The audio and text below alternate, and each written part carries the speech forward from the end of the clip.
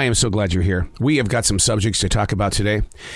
You don't have to grab a pen or anything like that, because that's what I love about podcasting, is that you can always go back to it and then just kind of study the areas that just poof suddenly appear, because that's how it appears to me on a page. And there are many times that I have to drop the writing instrument and I have to sit there and think about it and go, wow, of all the years that I've been blessed to be on this planet and it now shows up, how is this even possible?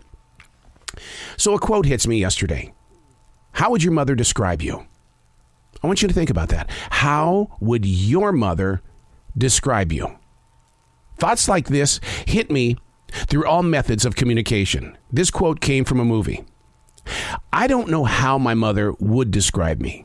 It would depend on what part of the journey we're putting focus on. There were times that I'm sure she wished that she could have stepped in a little bit more than what she did. She always believed things would work itself out, which might be why I live a life of walking into the fire and not away. I can't find it in my heart to assume my mother's words. Seeing her children split had to have been hard on her heart. Yet when she and I spoke, you would never know that such an emotion existed. How would your mother describe you? I'm going to stop and let the universe invite us to meet inside meditation. How would your mother describe you? Hey, it's Arrow. This is The Daily Mess, a chronological walk through an everyday world. I am a daily writer. I hear things. I feel things. I see things.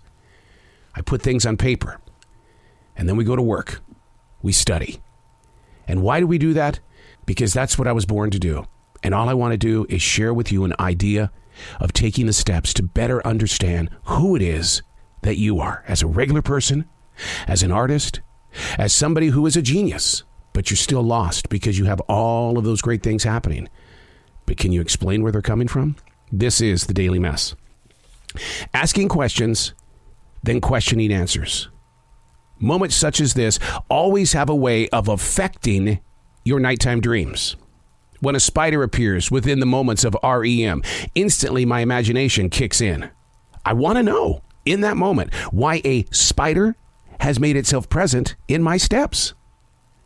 Well, here's what the spider represents. An opportunity has been made. It is now available. It wants you to travel deeper into your own wisdom.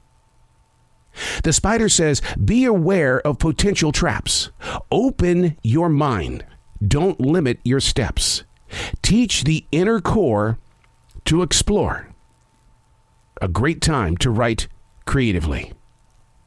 Which makes me wonder, why don't people like or love spiders? They're amazingly positive while ridding the planet of nasty insects. Just once. I challenge you to do something different. Let your spiders live. It's a very short life for them. Why are we the captains of their ship? It's going to teach you a lot. The question is, are you going to write the messages, the lessons learned? In the moments of doing the studies on the spider this morning, I turned to my wife and I explained to her about the dream that I had of a giant spider outside our window, and it wanted me. It wanted me. And I could not understand why this spider was deadlocked on me. And so to see the positive message here that the spider shares through Native American spirituality, it was one of those, I get it now. I get it. But the things that you see inside your dreams, her question was, are there ever any animals inside your studies that are not positive? Without even thinking, only because I've read these books over and over and over again, and I've experienced so many of these things, I looked at her and said, yes, there are many animals that appear in your life and on your path that when they are there, it means wake up call USA. It means get your focus back together. Study the things that are around you. What does this mean? Goes all the way back to the original question. How would your mother describe you?